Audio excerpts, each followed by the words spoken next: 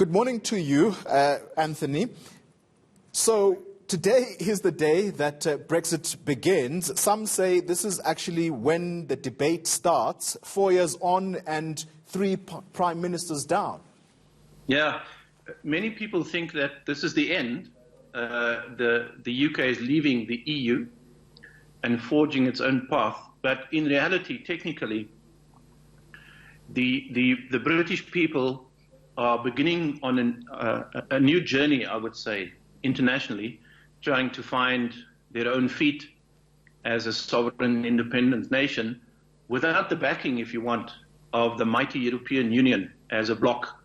A process will now start which they call transition. It might take a year, optimistically, but perhaps many more years, wherein they will have to really negotiate out of the public eye and outside of the media glare the technicalities of a trade relationship with their biggest trading partner, which is obviously the European Union.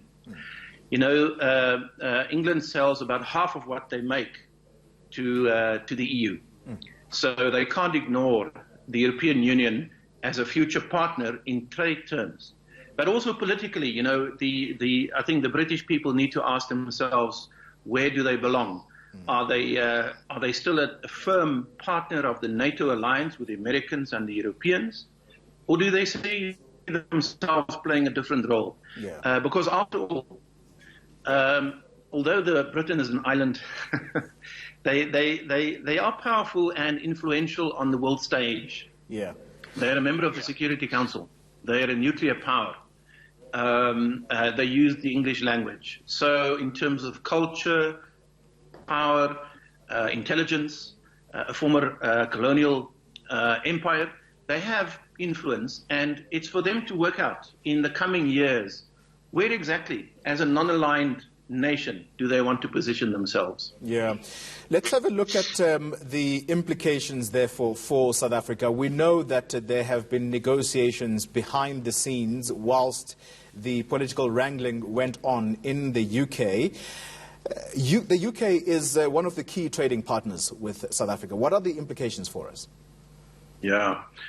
So fortunately, as it became clearer over the last 2 years, or the last couple of months, if you want, that indeed Brexit will happen, because there was a moment in time when some of us thought that there might be an election and another referendum, and the UK will choose to stay in the EU, which would have simplified matters of trade, commerce, and diplomatic relations. But when it became evident that under Boris Johnson, the British are seeking another path, slightly more inward-looking, nationalistic, and so on, attempts were started in the past couple of months to regulate or recalibrate, if you want, the relationship between itself, the UK, and many of its trading partners. So it sent envoys out across the world, diplomats and trade negotiators, and some of them also ended up in Pretoria and Cape Town, where we spoke at length about the continuation of an important trade relationship.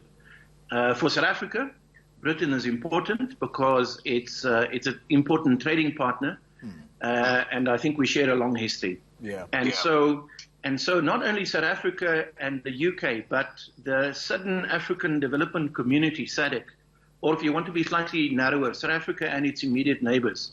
We're in a customs union, the SACU, the customs union, and it has to formulate a relationship with a trading relationship with the UK. And that's been on the cards for a while, and it's been regulated and normalized. And dare I say, the British diplomats and trade negotiators know that what they lose with the EU, they will gain elsewhere in the world.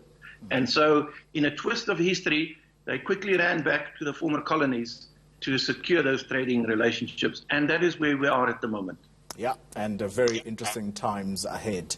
Thank you very much for your time. That's international relations expert Anthony van Nieuwerkerk joining us via Skype.